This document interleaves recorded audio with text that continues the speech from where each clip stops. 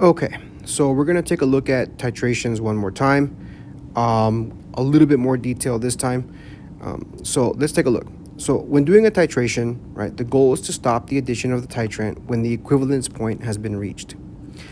The equivalence point is where we have a stoichiometrically equal amounts of the two reactants, and the ideal endpoint should be at the equivalence point. That doesn't always happen, but we're going to take a look at a really simple titration with a strong acid and a strong base, right? Now, you can see here I have the reaction, okay? This titration is going to happen between hydrochloric acid and sodium hydroxide, all right? Before we get too much into detail, I want to go over the curve and look at a few key points, all right? So the first things first, you can see here on the curve that we have a starting value and an ending value, right? Now, a titration curve is basically what happens when we plot the pH of a solution at different stages throughout the titration, as we're adding more of the titrant, right? As we're adding more of the base in this case, right? We're going to plot these points and we're going to take a look at the pH. So let's take a look at the curve. Okay, so the first thing you want to look at is you want to look at the starting point. So the starting point is here, right? The starting point is there. When we look at the starting point, right, we can calculate the pH that we have here. So this is a really simple calculation. Hydrochloric acid, we know, is a strong acid. It ionizes 100% in water. And so whatever the concentration of HCl, it should equal the concentration of H, right? Because of that 100% ionization. So if HCl then is equal to 0.20 molar, then what that tells me is that the hydrogen, or the concentration of hydrogen ions, is going to be equal to 0.20 molar, right? If I know the concentration of the hydrogen ion, then I can just do the simple calculation because I know the pH is equal to the negative log of the hydrogen ion concentration. Therefore, if I take the negative log of 0.20, right, I should end up with a pH of 0.70, right? This is the initial pH. Now, if you look at our starting point, you can clearly see that this graph starts just under 1. So this pH matches the pH that we see on the graph. Now, as we begin to add, right, this is right here, this represents the amount of NaOH that's been added to the graph, right? Let me take this a little bit smaller. There we go. So as we add more and more pH to the graph, right, what we're seeing then is we're seeing that the pH is starting to climb. You can see it here as the gap grows bigger and the gap grows bigger, right? So what's happening as we're adding the sodium hydroxide to the hydrochloric acid, it's beginning to neutralize it. Now, the equivalence point is shown here on this graph. When you have a strong acid with a strong base, your equivalence point is going to be right at 7 pH, right there, right? What that means is you have an equal amount of both hydrogen and hydroxide ions. Now, in addition to the equivalence point, right, we also have what we call the half equivalence point, or what we see is called the point of half equivalence. Now, we can see that the equivalence happens on this graph at 25, right? It's at 25. So half of 25 is 12.5. So half the equivalence point should be somewhere right around here. It's not exact, right? But we have an idea that could be right around 12.5. What we're going to do is we're going to analyze a little bit at what happens before and after this half equivalence point, right? So we're going to pick a value, right before the half equivalence point, and then we're going to pick a value right after. So I'm going to choose this value here, which is 10, right? And this is 15. Now, what these numbers represent, they represent the fact that 10 mils of NaOH at 0.2 molar concentration have been added to the acid. And here it represents that we have 15 milliliters of 0.2 molar sodium hydroxide added to the acid. So to kind of understand what happens when we add the solutions, let's start with some initial numbers. Right now, we already got the initial pH, which is 0.70. Let's take a look at how many moles of hydrochloric acid are present at initial, right, at the starting point. So we know that our acid, which is HCl, is at a concentration of 0.20 molar, right? That's our starting point. Now, we have an amount of 0.025 liters, right, at our starting point. So if we multiply this out using or understanding that molarity is equal to moles over liters, then we should end up with moles is equal to 0.00500 moles of HCl. So at the starting point, right here at the beginning, we have 0.0050 moles of HCl in solution. So this are how many moles we need to neutralize, right, in order to finally get to the equivalence point. Okay, so let's go ahead and let's start here with 10. So this 10 tells me that at this point I have added 10 mils of NaOH to my acid, right, through the burette into the analyte. Okay, so what's going on at this amount, right? So this is how much we've added. All right. What we're going to do is we're going to figure out how many moles of the NaOH we've added to this so we can see the effect that it has on HCl. So the NaOH is also at 0.20 molar, right? That is a concentration.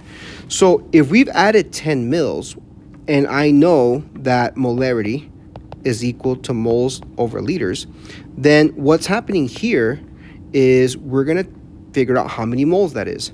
So at 0.20 molar, sorry, that's incorrect. At 0.20 molar at 10 mLs,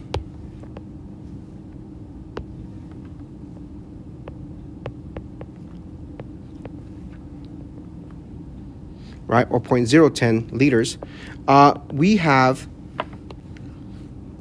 0.0020 moles. Okay. So here's what's happened, right? I've added 10 mils of 0.2 molar NaOH into my solution, right? That translates to 0.0020 moles of NaOH, right? Using the molarity formula, I figured that out. All right, so when I have this amount of NaOH, and because I can see up here that the HCl and the NaOH have a 1-to-1 mole ratio, that means that every mole of NaOH is going to neutralize 1 mole of HCl. So in essence, what this is telling me is that if I have 0.002 moles of NaOH, that means I've neutralized 0.002 moles of HCl, right? So if I started with 0.00500 moles of HCl, right, then, and if I subtract, right, the 0.00200 moles of NaOH, then what that tells me is that I have 0.00300 moles of HCl left, right? Now, why is that important? So at the half equivalence point, right, that's where we begin to kind of see a shift. Now, before the half equivalence point, and I'm going to write this on the graph, okay, the dominant species here is the H. H at this point is still greater, right, in terms of moles, right, than the OH, right? You can see that because look, I still have 0.0030 and I've added 0.002 moles. So you can see that the H, or the hydrogen, the acid, is the dominant species, right? So let's take a look at what happens when I add 15 mils, right? 15 mils of the NaOH, okay? Let's see, scroll up a little bit here, and I'm going to switch colors. Let's go to purple. All right, so at this point, I'm going to add 15 mils. Now, this is the value that it is just beyond the half equivalence point of the titration, right, of NaOH. Okay, so let's figure this out one more time, just like we did earlier, okay? Okay, so like we did earlier, I'm going to say that we still have a molar concentration of NaOH is at 0.20 molar. Now, we've already said that we're going to add 15 mils, so if I convert that to liters, that should give me 0.015 liters, right?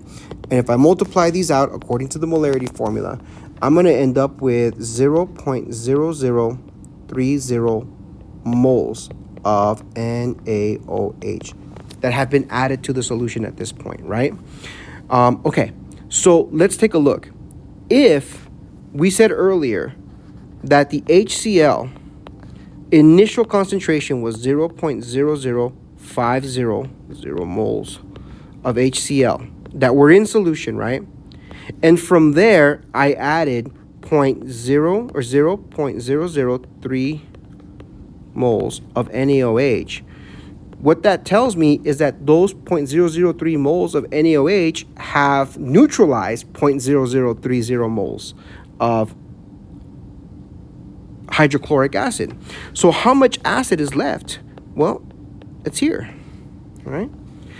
Now, this tells me that this is how much acid is unneutralized, right? That means that we still have acid in the solution, but look what happens, right, after the equivalence point.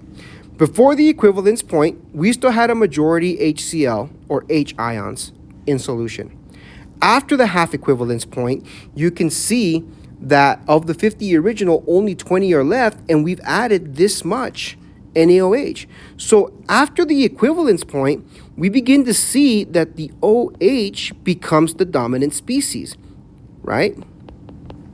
The OH becomes the dominant species in this area of the curve. And that happens because at this point, this is when we begin to add more hydroxide, in this case, right, then we have acid. Now, we still have unneutralized acid, but at the half equivalence points, because you're going to see questions like this, the hydroxide or the base or the titrant becomes the dominant species. And you begin to see, as it becomes the dominant species, you begin to see a more rapid increase in the pH of the solution, which I've outlined here. Now, let's see what effect this has on the pH. Okay, so let's go back to the 10 mils, right here where we started before the equivalence point. So at this point, right, we have 0.00, so I'll scoot over this way. We have 0.00300 moles of HCl, right? This is at the 10 milliliters added, okay? If we have 25 initial milliliters, right? This is 0.025 initially. And we add 10, right?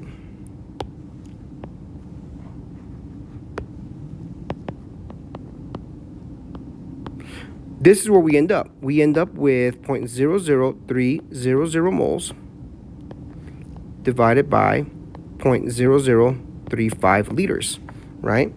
If you work that out, then what we get is we get a molarity or a molar concentration of 0.0086 molar HCl.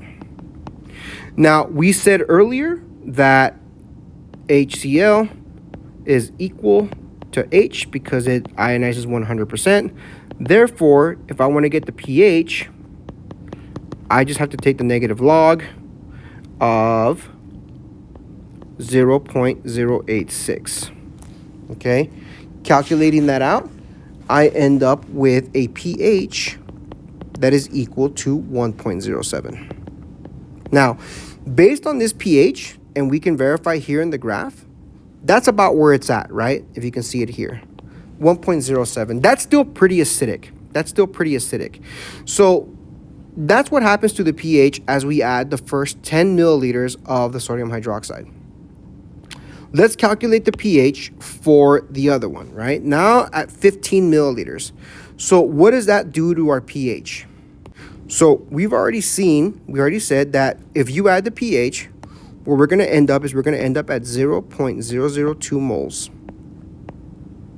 of HCl. Okay. We had 25 initial milliliters, right, plus 15, so that puts us at 0.040 liters, right, of total volume. If we multiply this out, or divide it, if we divide this out, we should end up with 0.05 molar concentration of HCl. Again, 0.05 molar concentration of HCl means that our hydrogen is also equal to 0.05 molar, right? pH for this one would be the negative log of 0.05. And if I calculate this out, I should end up with a pH of 1.3, right? And if we look at our graph, you can see that at this point, there's not going to be a huge difference in the pH from here to here, right? It is, however, increasing.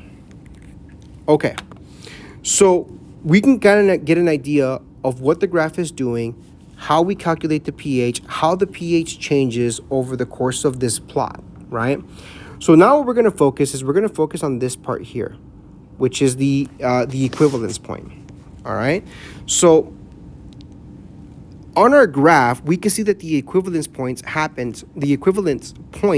occurs at 25 milliliters. So when I add 25 milliliters of NaOH into my titrant or my analyte, the equivalence point occurs. So let's focus a little bit and let's go just a little bit before that, right? So if the equivalence point happens at 25 milliliters added, let's add a little bit less. Let's get right up to the equivalence point, right? So let's say at this point we added 24.99 milliliters of NaOH, right? A couple shortcuts here, but overall it's going to be the same process, okay? So if I added 24.99 milliliters of NaOH, let's work out the same problem, okay? So here we have, let's see, again, molarity is equal to N over L, right?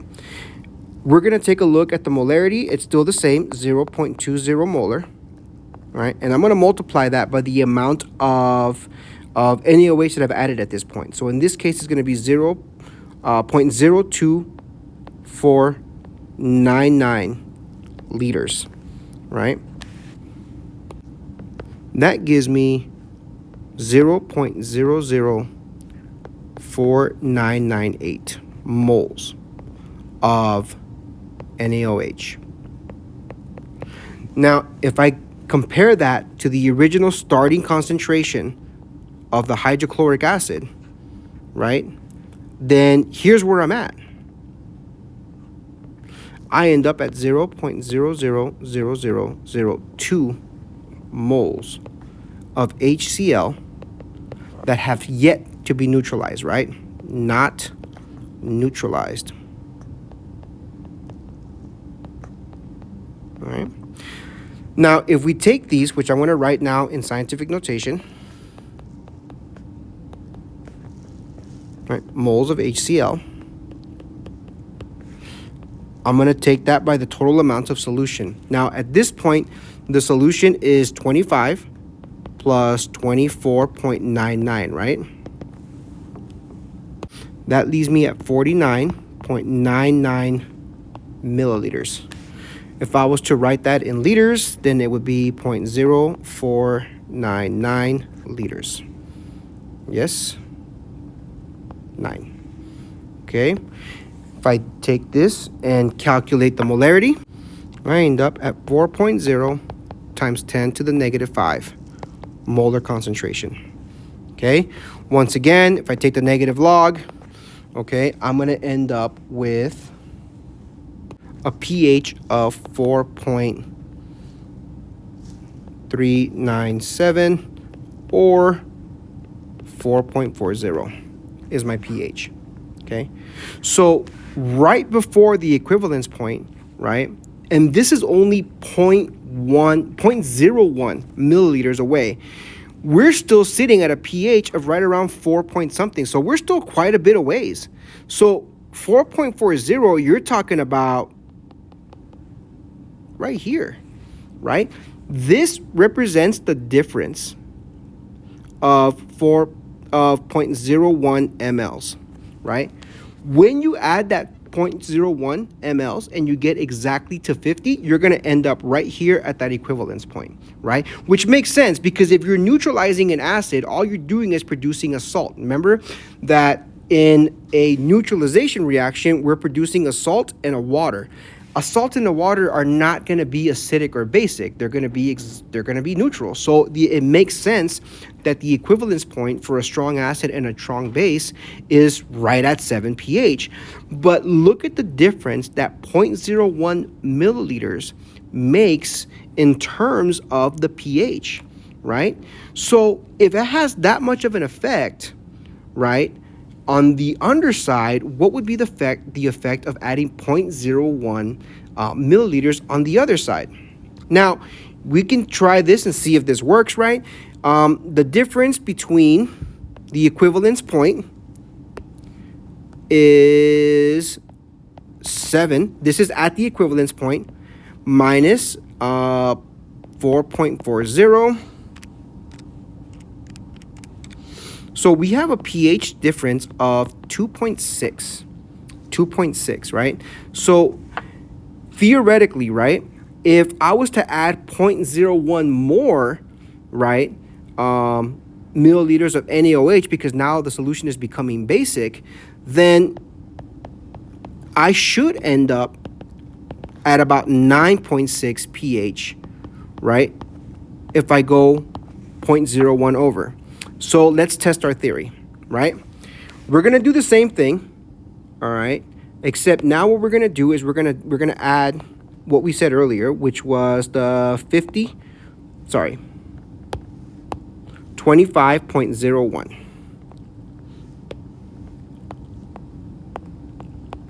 milliliters of 0.20 molar NaOH, right? Okay, so here's where we're at. We're going to take our 0.02501 liters of NaOH, and we're going to multiply that by the molar concentration, right? Multiply this out, and we should end up with 0.005002, right? So that means that we're now 0.002 in the positive, right? Because here's what I'm saying. If you have 50, the initial, right? Or this is the base now, 0.0052. this is NaOH now, or OH, right? Okay, and we originally, now we're going to put the acid in the bottom, right? Because HCl or OH, NaOH is now outnumbering the acid. So here we're going to end up with the same number, 2.00 times 10 to the negative 6. But now this is OH or NaOH, right? So if I have that amount, right, let's do the calculation. Okay, so if I look at the molar concentration, that this says 2.0 times 10 to the negative 6 is equal to the concentration of NaOH. Again, strong base, 100% dissociation. What that tells me is that the concentration of OH must also equal 2.0 times 10 to the negative 6, right? So if I have the molar concentration of OH, then what I do then is I take the POH, which is the negative log of the concentration of the OH ion, which in this case is negative log of 2.0 times 10 to the negative 6. Let me go ahead and fix that real quick. Okay, and if I calculate this out, I'm going to end up with a POH is equal to 5.69, right? 89. There we go. Now, remember, POH and pH are not the same thing. You got to remember this formula that pH plus POH is equal to 14. So if I take 14 minus the 5.6989, right, I should end up right at, okay, real quick, something wasn't adding up. Sorry, guys. So the 2.06, see, this is, okay, sorry, I was thinking faster than I was writing. The 2.06 is the moles of NaOH. Okay, so we have to get the molar concentration from this, okay? So I apologize, right? Okay, if I have 2.0 times 10 to the negative 6, right, that's the moles. And if I want to find the molarity, I have to divide by the total volume. At this point, the total volume, it should be at, let me see, 50.01 milliliters.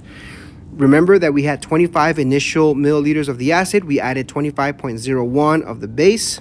So right now, this should look like this. 2.0 times 10 to the negative 6 divided by 0.05001, right?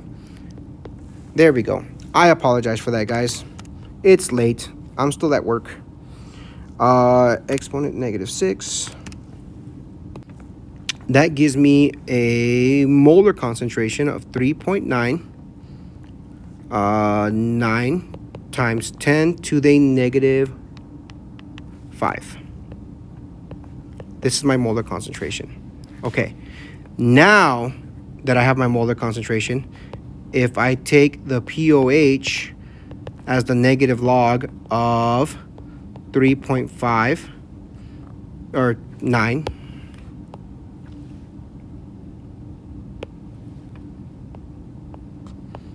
times 10 to the negative 5, then where I end up is at 4.398, okay, is equal to the POH. Now we can say what we were saying earlier, that the POH plus the pH is equal to 14. So if I want to find the pH, it's not this number. This is not your pH, okay? I'm going to take the 4 and I'm going to subtract it, right, from 14. And what that gives me is 9.602. And if I do it to 3 significant figures, it's 9.6. Okay, So this is equal to my pH. So let's go back to our graph. Okay, and you can see here that 9.6 is right around here. So just by adding 0.01 milliliters, right, more of the base, you're going to see a huge jump in your pH. And according to our calculations, that's where we should have ended up, right? That's where we should have ended up. And that's confirmed not only by our work, but it's confirmed by the graph. The biggest jump that you're going to see in pH in a neutralization reaction or in a titration is going to be right before and right after the equivalence point, and you can see the dramatic increase, right, in the amount of pH, and how much even something like 0.01, because this is again 0.01 mLs, has on the pH. Okay, guys, I know this one was a little bit heavy. We have two more types to go over, but I'll stop this one here, and the other one's not going to be as intense with all the math. All right.